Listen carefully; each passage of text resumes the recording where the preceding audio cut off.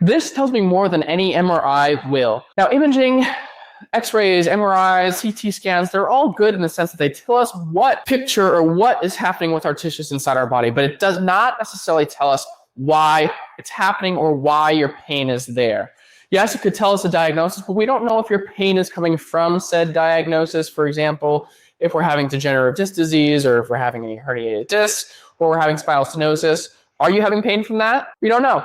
Some doctors will still tell you yes, but research tells us otherwise. So one thing I do like to ask my patients is if they are dealing with any low back stiffness, any low back pain, I want to understand and I want to know, especially if they're an endurance athlete, when is that pain happening? How frequently is it happening? And I try to get that on a daily basis in the sense of, is it happening early in the morning? Does it loosen up as we move around? Is it something that gets worse as it goes throughout the day or as we do more activity? Because what that's telling me is whether it's a capacity issue. So if it's getting worse, the more activity you do, it means that your body can't tolerate activity very well.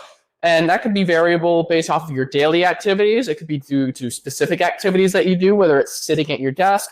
It could be related to bending and lifting tasks. Whatever it is, if you notice that it's getting worse, the more you do it, then there is a capacity issue or there is a compensatory kind of muscle action happening that we need to adjust and fix. If it's something that you notice in the morning when we're stiff after doing activity, especially if we, for example, go for a long run one day and then we wake up the next day and our low back is very stiff, it's very achy, more than when we go for our shorter runs or even our faster runs.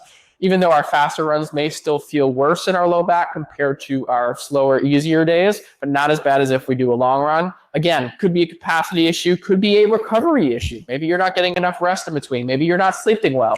Maybe your nutrition plan is not appropriate. These are all things that we need to figure out. And these are all things that, as a medical provider, you need, as a medical consumer, expect to be asked by that said medical provider so that you know you're getting handled the way you should. Unfortunately, the way the medical system is set up in the United States, we don't necessarily get the time. But fortunately, when I work with my athletes, when I work with my clients, I do make sure I take the time of day to understand them, understand their life, understand their problems, and give them solutions based off that are specific and detailed to them. Comment down below whether you get your pain or your tightness in the morning, the evening, or some other time during the day when you do specific tasks. Let us know any questions that you may have related to your morning tightness or your evening tightness for your low back. And make sure you like, follow, share this out with your friends, and save it for later. Talk to you guys soon and see you guys